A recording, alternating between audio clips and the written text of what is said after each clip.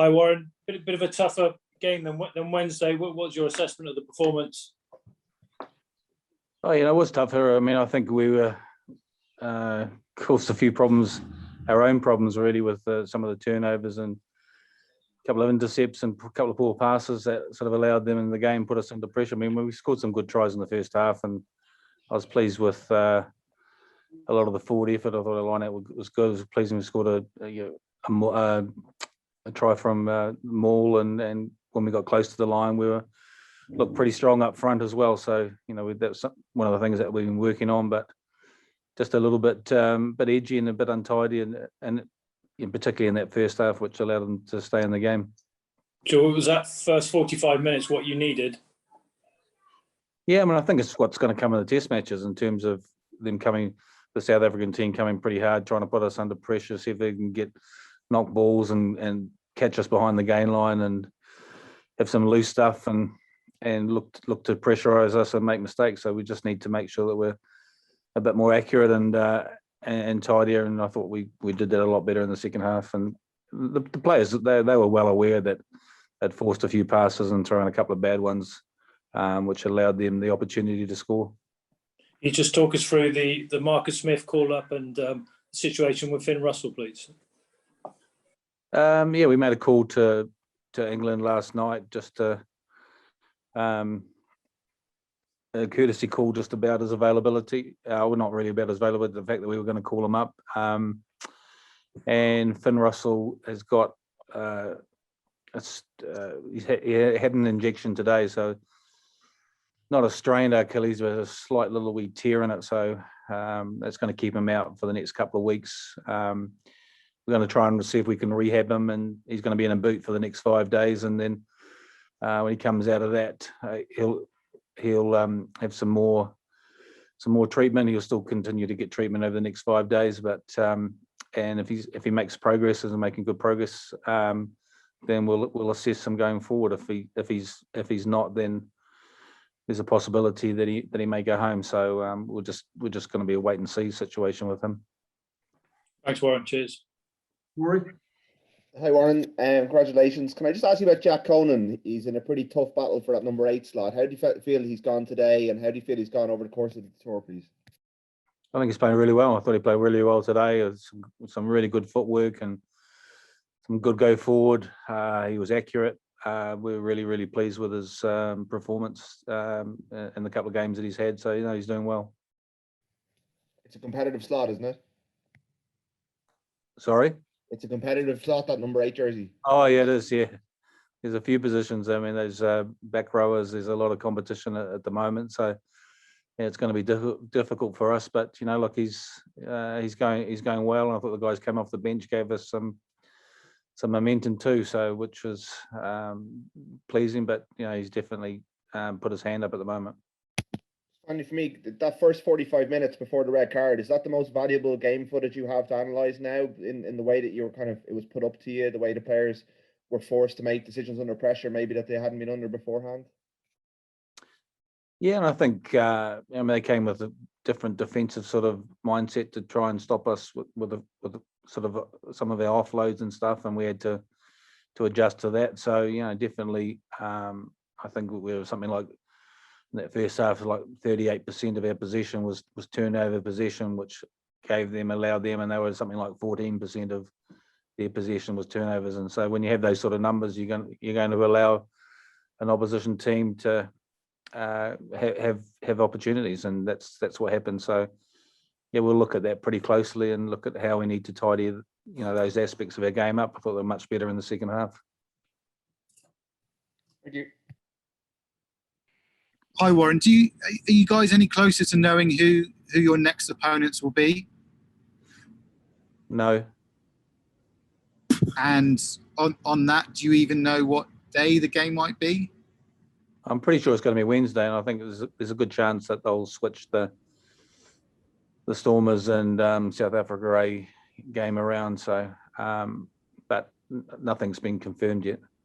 Are you disappointed that you don't know, or is it just the way that this tour's gone and you just have to deal with it? Just got to roll with the punches, really, and sort of we had a challenging day last Wednesday, and then Maro had a bit of a tummy bug last night, and then we had to make a late change as well in the backs and bring in Bundy in too. So those sort of things happen, but the guys have been dealing with it fantastically, and so we just got to go with the flow and react to whatever's thrown at us. Thank you. Hey Warren, now you've had a chance to kind of take a breath. The match is out of the way. Can you just reflect on the last 7 days and how it can, is it the most chaotic kind of 7 days of your career, would you say? Yeah, it probably is. Yeah. So, one of the things that we've had right from the start of the tour is we've spoken about, there's going to be some chaos, and there has been chaos, and then it's about adapting to that and then changing, and kind of that's kind of been the mantra. And I thought we were able to handle that in the week, and I see it as a positive. I see it, if anything that's thrown at us, it doesn't upset us. We kind of are able to make decisions quickly and move on and make the most of it. So it's I think if anything else happens on the tour that's kind of as chaotic as you said this week has been, that would probably surprise me. And just when you travel down to Cape Town tomorrow, do you know how many people are getting left behind? How many of those are players? Just one player has been left behind, and I think 4 staff members, and they'll join up with us on Wednesday. We were tested yesterday and everyone was negative, and tested again today, everyone was negative. So we're hoping that all those people will be joining the squad fully on Wednesday when they arrive down to Cape Town. Thanks. Neil?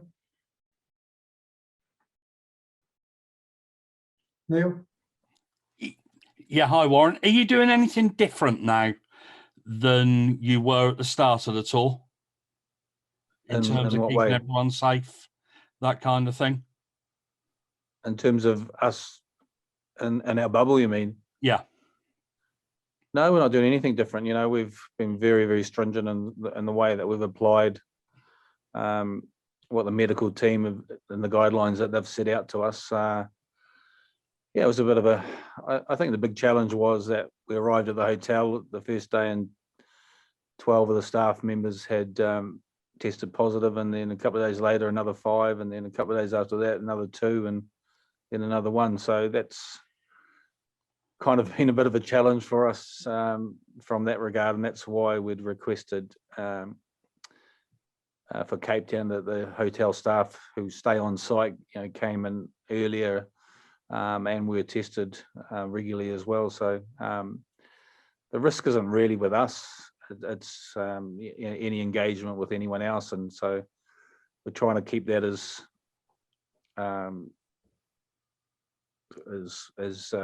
tight as we possibly can, but we can't really control some of those other aspects. We're doing our best to do that, to make sure that all the hotel staff are in early and are tested regularly as well, and they're on site, so they're not going home to their families and stuff. They're staying in our bubble, even though we're definitely keeping our distance and not interacting with the hotel staff.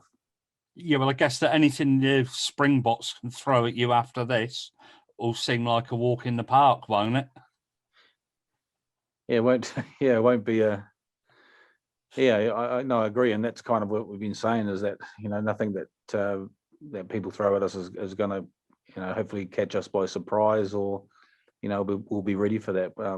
We're well aware that the challenges of the Springboks, and how tough they're going to be, and the physicality they're going to bring is going to be tough for us, and we're probably not been tested, even though the first half, the Sharks put it up to us, but we probably haven't been tested for 80 minutes like we need to be, and hopefully we're going to get that over the next couple of games, possibly with the Stormers and hopefully with South Africa. You're okay, mate. You will stay safe. Thank you. Jason. Hi Warren, how's it going? Just looking at the back three again today. They were very impressive. Another new combination. Watson was great. Williams was great. looking at Harris putting his hands up as well, and as you said, you mentioned in the back row. Looking back on all your tours, I mean, 4 games in, is this the most competitive Test selection has ever been? Yeah, absolutely. I mean, I thought Duan van der Merwe was excellent tonight. Anthony was great on attack. A couple of defensive lapses that we need to sort out with him. And yeah, Liam Williams was good, and we had some strong performances from the back row. I thought Jack Conan was good. Hamish Watson played well. Ty Burns scored a couple of tries and did a good job. And then the guys coming off the bench. So yeah, it's pretty competitive at the moment, and I think things will start ramping up as we get down to Cape Town and start getting, the next 2 matches are going to be pretty important for a number of players, and when they get the opportunity to put their hand up and hopefully put themselves in contention for a Test spot. Great stuff. Thanks, Warren. It looked, for the first 45 minutes, it looked like a pretty tough game until the sending off. What was your take on it today? Yeah, I think first and foremost, full credit to the Sharks in terms of the way that they fronted up. The disappointing thing for me probably was that they probably set the intensity of the game in the first 10, 15 minutes. And we probably backed up error upon error, which was disappointing. And we probably got a little bit too flustered. We probably needed to show a little bit more control than we did in the first 20 minutes. But I actually thought there was a lot of good in their game as well. And we learned some good lessons going into the next few weeks. Have you any thoughts on why you didn't make the start that you wanted to? I just think the game got away from us a little bit. I think we reacted poorly to setbacks, and then it's probably spiraled from there. So tough to put your finger on it. We started well. I think it's always a worry when you score quite easily off the first try with Duan going through the middle. And yeah, there were just little silly errors, little mistakes that let them into the game. I think if you look at it back with the interceptions and the drop balls, they capitalized really well off the back of that, and we probably didn't react in the right way, and probably took us until half time to realize we were actually in an all right spot, and we just given them the points that they got there. So I think we reacted pretty well off the back of half time, and obviously the red card came and opened the game up a bit. You're approaching the halfway stage of the tour. How would you assess the progress made up to this point? And could you compare it to 4 years ago? How are you in relation to that? Were you at a similar stage? I think we're in a pretty good spot. Yeah, I think connection wise, we're getting much tighter off the field. I think all the disruptions and the stuff going on off the field really is bringing us tighter together as a group. I think you're starting to see that in the way that we train. We probably didn't put it out there for a full 80 minutes tonight, but in terms of the rugby stuff, I feel like we're building nicely. And there's also things that we really need to work on, and we want to get after and push going forward into the Test series. Thanks, Jamie. Cheers. Thank you. Hi, Jamie. It's James here. You mentioned there's a lot of good lessons you've been learning, things you've been working on during the week. It was very obvious today the line-outs and the rolling ball went a lot better both in attack and defence for you. What would you put that down to? Have you been doing a lot of work on it in the week? Well, no, because we haven't been able to. I feel like that throughout this tour, it was the first thing we did as forwards, we highlighted that coming down to South Africa, it's always going to be a tough test up front. Maul, scrum, we're going to need to make sure that we're right on it in terms of our set piece. And I think if you look at the games and the way that they've gone, we've built up quite nicely towards that. So there's much more to come from us on that front, but at the same time, we're really pleased with the progress we're making. And you said that there were a few little things to work on. You got a couple of work-ons from the game. What would you be looking at with those? I think that we got probably a little bit frustrated with our lack of intensity in the collision. That's always disappointing when that is the case. So we'll certainly be looking at that. I'm sure that Steve Tandy will have something to say about that. And we know that we've got a lot more in that area. On top of that, probably having a little bit more control off the back of a setback and control with the ball probably as well. So a few little things. They're not major. They're very easy to fix, but good focus points for us going forward.